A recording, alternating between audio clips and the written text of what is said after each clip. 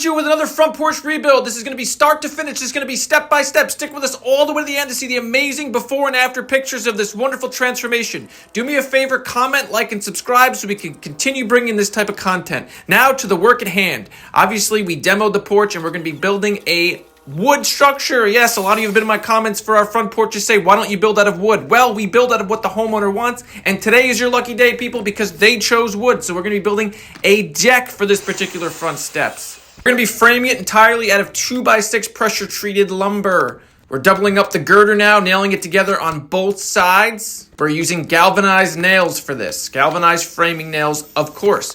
We've cut off the edges. As you can see, we cut an angle on both the edges of the girder so that it will not obstruct with the concrete we have below here.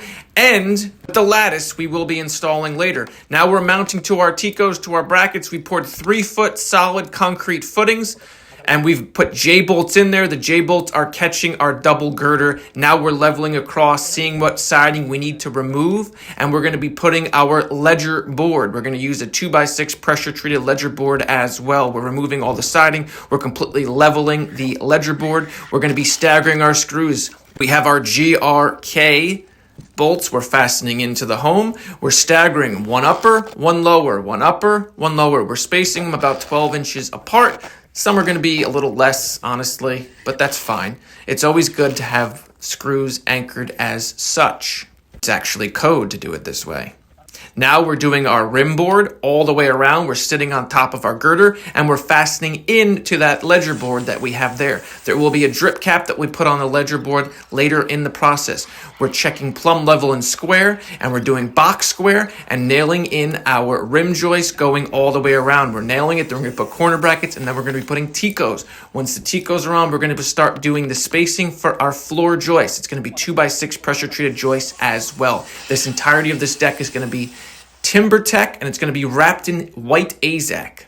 We're doing 12-inch framing, 12-inch on center, because it's going to be a vinyl decking surface. It's going to be timber tech, which is similar to AZAC. It is going to be vinyl. So when you do that, you want 12-inch spacing, not your 16s, excuse me. You constantly check the level across. You make sure all of them are touching. You make sure they're level. You have the crowns marked. See arrows going up on every single floor joist. That's the crown. You want the crown facing upward always. Now we're hammering in, fastening in all of those ticos with the tico nails that go with them, fastening them. They're going to support them. Now we're going to be mounting on our 4x4 posts that are going to serve as our post for our rail system. We're putting it in, we're notching around, we're cutting it, we're hitting it all the way down. We're fastening it in, and we're going to be using bolts going through both sides as well to mount them thoroughly and strongly to the deck surface.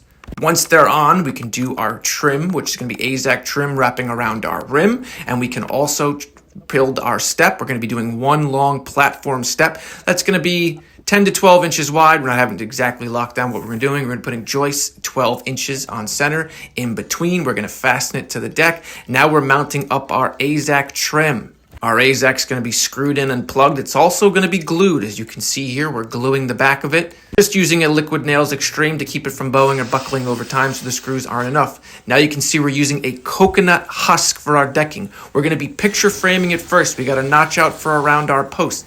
Once we get it notched out, we're going to be 45ing it. We're going to be butting the 45-degree angles up together, and that's going to create our picture frame look all the way around the entirety of the porch. We'll be doing the same thing for the step. Again, these are color match screws. They didn't have the plugs for this particular product, so it's color match on the outside. Then we're going to be using our hidden fasteners on the inside of the decking system. Now we're still working on our rim. It takes a long time because there's a lot of things to notch around to make it fit absolutely perfectly. Then you screw it home and you make sure it looks good after that. Now it's finally time to begin our decking surface. This is an 8x8 deck, so we can use under 8-foot boards to run in between, but you'll need bigger than 8 foot when you're doing your picture frame going all the way around, and you'll need bigger than 8 foot for your rim board. Now you can see my aluminum flashing drip cap being installed. We got Isaiah and the boys at ProTouch helping us out here today. They're nailing it in using electro galvanized nails on top of the drip cap, going over the ledger board, and now back. You can see how we're screwing home those hidden fasteners that automatically space out the coconut husk deck boards.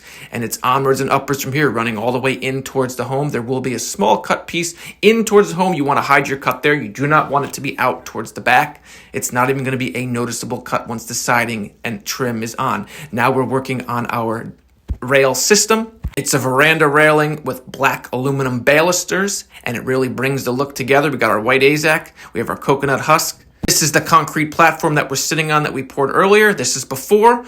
This is the after. Thanks for watching.